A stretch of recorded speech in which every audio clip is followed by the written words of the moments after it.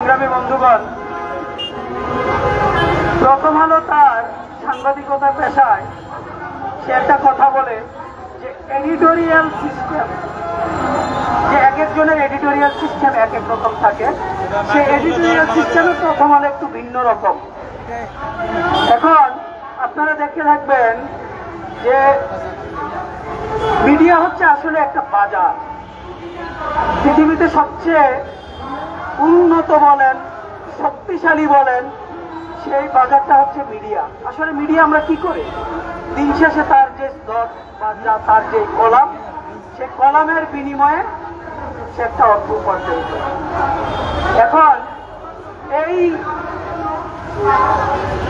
বাজারের শক্তিশালী অবস্থান ধরার জন্য প্রথম আলো কি করে, যে খন্দকার, দেখা গেল যে একটা জায়গার নাম আছে খন্দকার বিরা, সেখানে সে খটাকে বাদ দিয়ে সরিয়াটাকে লাগিয়ে দেয়, খন্দকার বিরা বানাই ফেলে। এই যে সুষ্ঠু সমাজটাকে শেষ বলে যে তার এডিটোরিয়াল সিস্টেম, তার এডিটোরিয়াল সিস্টেমে খকে অ বানিয়ে পুরো অন্ধকার জগৎ করে ফেলে। আপনারা দেখেছেন বর্তমান যে ইন্টারিয়াম গভর্নমেন্ট, সে গভর্নমেন্ট এটা সবাই জানে যে প্রথম আলোর প্রভাব এবং বিস্তারটা কতটুকু।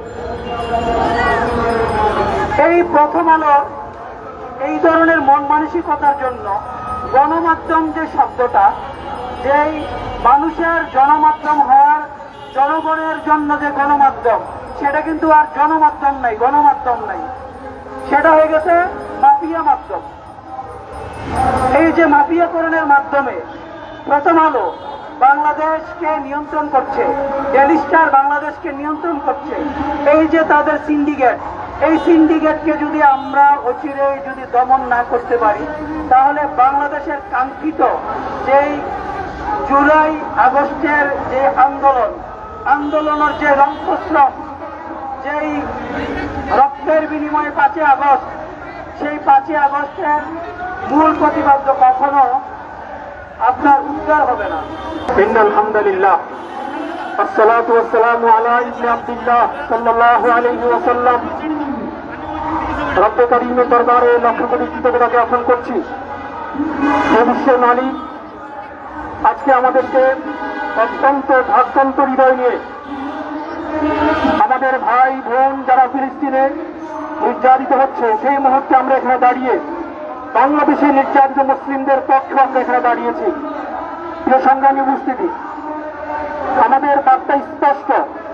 এখানে যারা ইতিপূর্বে বক্তব্য দিয়েছেন, অনেক বক্তব্য চলে এসেছে। প্রথম আলো এবং ডেইলি স্টার সম্পর্কে আমাদের বার্তা আরো আগে স্পষ্ট ছিল, আমরা সরকারকে সতর্ক করেছি। প্রথম আলো এবং ডেইলি স্টার মাধ্যমে সবচেয়ে বাংলাদেশে নির্যাতিত হয়েছে আলেম সমাজ।